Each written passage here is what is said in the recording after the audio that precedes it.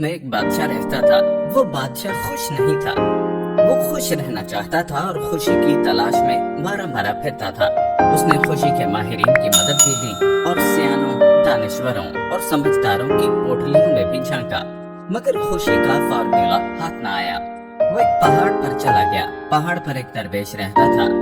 दरवेश के दो मशागल थे। सुबह सादिक के वक्त मशरिक की तरफ मुड़ करके बैठ जाना और सूरज को आहिस्ता आहिस्ता उफक से उभरते हुए देखना, और उसके कर देते थे। दरवेश के पास उसके अलावा कुछ न था, लेकिन इसके बावजूद वो खुश था। बादशाह इस खुशी की वजह दरियाफ्त करने के लिए दरवेश के पास पहुंच गया। दरवेश ने सुना, कहकहा लगाया, लकड़ियों की खड़ामें पहनी और बादशाह से कहा, बादशाह सलामत, मैं इसका जवाब आपके दरबार में जाकर दूंगा। बादशाह ने दरवेश को घोड़े पर बिठाया और दारुल खिलाफ आ गया। दरवेश ने दरखास्त की, आप अब किसी जरूरतमंद को बुलाइए। बादशाह ने अर्जियों की बादशाह ने जरूरतमंद को हुक्म दे दिया। हुक्म जारी होने के बाद बादशाह दरवेश और दरबारी महल के सामने कुर्सियां बिछाकर बैठ गए। जरूरतमंद को लकीर खींचकर एक मुकाम पर खड़ा कर दिया गया। बादशाह का रुमाल हिला और जरूरतमंद ने दौड़ना शुरू कर दिया। जरूरतमंद ने दौड़ के आगाज में वक्त को दो हिस्सों में तकसीम कर दिया। सुबह से जोहर तक आगे जाना और जोहर से मगरिब तक वापसी का सफर जरूरतमंद का ख्याल था। यूं वो जमीन का बहुत बड़ा टुकड़ा हथिया लेगा। जरूरतमंद सरपट भागता रहा। जोहर के वक्त उसने 400 एकड़ जमीन घेर ली। फार्मूले के मुताबिक जरूरतमंद को अब वापसी का सफर शुरू करना था, लेकिन वो लालच का शिकार हो गया। उसने सोचा, मैं अगर अपनी स्पीड बढ़ा लूं तो मैं असर तक 100 एकड़ जमीन मजीद घेर लूंगा, और मैं अगर इसी स्पीड से वापसी के लिए दौड़ूं तो मैं मगरिब तक वापस पहुंच जाऊंगा। उस शख्स ने फैसला किया और उसने सर तोड़ कोशिश की। भागने की स्पीड बढ़ा दी और पूरी तरह थकावट का शिकार हो गया, लेकिन इसके बावजूद दीवाना वार दौड़ रहा था। वो वक्त पर पहुंचने की कोशिश में अपनी स्पीड बढ़ाता रहा, यहाँ तक कि उसके फेफड़े फट गए, उसके मुंह से खून जारी हो गया, लेकिन वो इसके बावजूद भागता रहा। वो बेलाखिर बादशाह तक पहुंच गया, लेकिन गोल पर पहुंचने के बाद उसने लंबी हिचकी ली, जमीन पर गिरा, तड़पा और अपनी जान जाने अफ्रीके सुपुर्द कर दी। वो जमीन जीत टैक्सी पर तुम्हारे पास आया था, वो तुम्हें 5 करोड़ की जमीन 2.5 करोड़ में कैसे दे सकता है? या जो दुकान मार्केट में करोड़ रुपए की है, वो 10 लाख रुपए में कैसे मिल सकती है? और मिठाई से शुगर का इलाज कैसे हो सकता है? और इतनी खूबसूरत लड़की अमेरिका से पाकिस्तान आकर तुम जैसे मैट्रिक फेल लड़के से क्यों शादी करेगी? वगैरह वगैरह। फ्रॉड घर भागता रहा।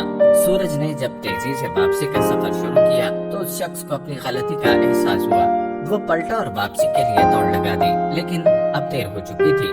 वो अब मगरिब से कबल वापस नहीं पहुंच सकता था। उसके पास उस वक्त दो ऑप्शन थे। वो अपनी हार मान लेता, दौड़ना बंद कर देता और चुपचाप घर वापस चला जाता, या फिर जीतने के लिए सर तोड़ कोशिश करता। वो दूसरे ऑप्शन पर चला गया।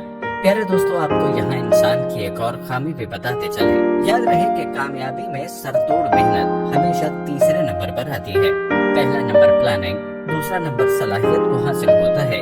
आपकी मंसूबाबंदी गलत है। आप पहाड़ पर खजूर लगाना चाहते हैं या सहरा में चावल उगाना चाहते हैं, तो खाक कितनी मेहनत कर लें, आपकी कामयाबी के इम्कानात बहुत कम होंगे। दूसरा, आपने अगर सलाहियत नहीं, आपने अगर बाकायदा ट्रेनिंग हासिल नहीं की, आपने अगर टास्क के लिए तैयारी नहीं की, तो भी आप खाक कितनी ही सरतोड़ मेहनत कर लें, आप कामयाब नहीं हो सकेंगे। प्यारे दोस्तों, आज की इस कहानी से हमें यह सबक मिलता है कि इंसान जितना अपनी उम्मीदों को कम करेगा और जितना अपने पास मौजूद नेमतों पर शुक्र अदा करेगा, उतना ही ज्यादा वो खुश रहेगा। उम्मीदों को लंबा करना और ज्यादा मालो मता की लालच हवाले से एक मुख्तसर वाकया भी आपको सुनाएंगे, लेकिन पहले खुशी के हसूल के चंद असूल आपको बताते हैं।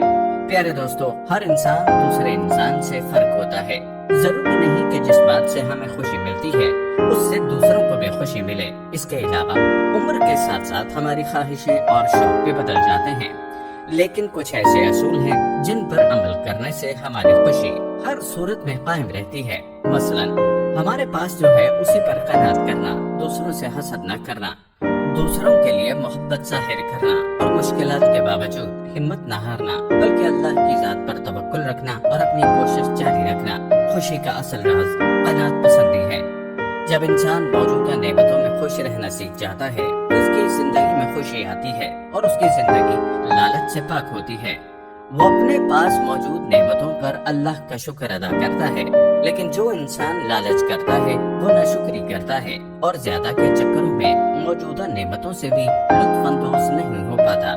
دوسرا اصول حسد سے بچنا ہے۔ یاد رہے کہ حسد خوشیوں کا قاتل ہے۔ اگر آپ زندگی میں خوش رہنا چاہتے ہیں تو حسد کرنا چھوڑ دیں اور دوسروں سے محبت کریں۔ آپ دیکھیں گے کہ آپ اپنی زندگی میں خوش رہیں گے۔ دوستو، یاد رہے کہ مشکلات انسانی زندگی کا حصہ ہے۔ انسان کو اپنی زندگی میں مشکلات کا سامنا ضرور کرنا پڑتا ہے۔ جو انسان مشکلات کا مقابلہ کرتا ہے اور مشکلات میں پریشان ہونے کی بجائے ہمت سے کام لیتا ہے تو وہ زندگی میں خوش رہتا ہے۔ اگر آپ خوش ہونا چاہتے ہیں تو ان اصولوں پر عمل کریں۔ دوستو، حقیقی خوشی کیا ہوتی ہے، اس حوالے سے ایک چھوٹا سا واقعہ ملاحظہ فرمائیں۔ کہتے ہیں ایک ٹیلی فونک انٹرویو میں ریڈیو اناؤنسر نے اپنے مہمان سے، جو ایک ارب کروڑ پتی شخص تھا، پوچھا، زندگی میں سب سے زیادہ خوشی آپ کو کس چیز میں محسوس ہوئی؟ وہ کروڑ پتی شخص بولا، میں زندگی میں خوشیوں کے 4 مراحل سے گزرا ہوں اور آخر میں مجھے حقیقی خوشی کا مطلب سمجھ میں آیا کہ حقیقی خوشی کن باتوں میں ہے۔ سب سے پہلا مرحلہ تھا مال اور اسباب جمع کرنے کا، لیکن اس مرحلے میں مجھے وہ خوشی نہیں ملی جو مجھے مطلوب تھی۔ پھر دوسرا مرحلہ آیا قیمتی سامان اور اشیاء جمع کرنے کا، لیکن مجھے محسوس ہوا اس چیز کا اثر بھی وقتی ہے اور قیمتی چیزوں کی چمک بھی زیادہ دیر تک برقرار نہیں رہتی۔ پھر تیسرا مرحلہ آیا بڑے بڑے پروجیکٹس حاصل کرنے کا، جیسے فٹ بال ٹیم خریدنا، کسی ٹورسٹ ریزورٹ وغیرہ کو خریدنا، لیکن یہاں بھی مجھے وہ خوشی نہیں ملی جس کا میں تصور کرتا تھا۔ چوتھی مرتبہ ایسا ہوا کہ میرے ایک دوست نے مجھ سے کہا، میں کچھ معذور بچوں کے لیے ویل چیئرز خریدنے میں مصروف ہوں۔ دوست کی بات پر میں نے فوراً ویل چیئرز خرید کر دے دی، لیکن دوست کا اصرار تھا کہ میں اس کے ساتھ جا کر اپنے ہاتھ سے وہ ویل چیئرز ان بچوں کے حوالے کروں۔ میں تیار ہو گیا اور اس کے ساتھ گیا۔ وہاں میں نے ان بچوں کو اپنے ہاتھوں سے وہ کرسیاں دی۔ میں نے ان بچوں کے چہروں پر خوشی کی عجیب چمک دیکھی۔ میں نے دیکھا کہ وہ سب کرسیوں پر بیٹھ ادھر ادھر گھوم رہے ہیں اور جی بھر کر مزہ کر رہے ہیں۔ ایسا معلوم ہوتا تھا وہ کسی پکنک پوائنٹ پر آئے ہوئے ہیں، لیکن مجھے حقیقی خوشی کا احساس تب ہوا جب میں وہاں سے جانے لگا اور ان بچوں میں سے ایک نے میرے پاؤں پکڑ لیے۔ میں نے نرمی کے ساتھ اپنے پاؤں چھڑانے کی کوشش کی، لیکن وہ بچہ میرے چہرے کی طرف بغور دیکھتا ہوا میرے پیروں کو مضبوطی سے پکڑ رہا تھا۔ میں نے جھک کر اس بچے سے پوچھا، کیا آپ کو کچھ اور چاہیے؟ اس بچے نے جو جواب مجھے دیا اس سے مجھے معلوم ہوا کہ خوشی کا تعلق کس چیز سے ہے، خوشی کا معنی کیا ہے۔ اس بچے نے نہ صرف مجھے حقیقی خوشی سے روشناس کرایا بلکہ میری زندگی کو پوری طرح بدل کر رکھ دیا۔ اس بچے نے کہا، میں آپ کے چہرے کے نقوش اپنے ذہن میں بٹھانا چاہتا ہوں تاکہ جب جنت میں آپ سے ملوں تو آپ کو پہچان سکوں اور ایک بار اپنے رب کے سامنے بھی آپ کا شکریہ ادا کر سکوں۔ پیارے دوستو، یہ بات حقیقت ہے کہ جب انسان کسی ضرورت مند کی مدد کرتا ہے تو اس کو جو خوشی محسوس ہوتی ہے وہ حقیقی خوشی ہوتی ہے۔ اس لیے کوشش کریں کہ اللہ کے دیے ہوئے مال سے اس کے راستے میں خرچ کریں، صدقہ دیں، اور پھر دیکھیں کہ رب ایسی جگہوں سے خوشیاں اور دولت عطا کرے گا جہاں سے ہم وہم و گمان بھی نہیں رکھتے۔ یہ تھی ہماری آج کی ویڈیو۔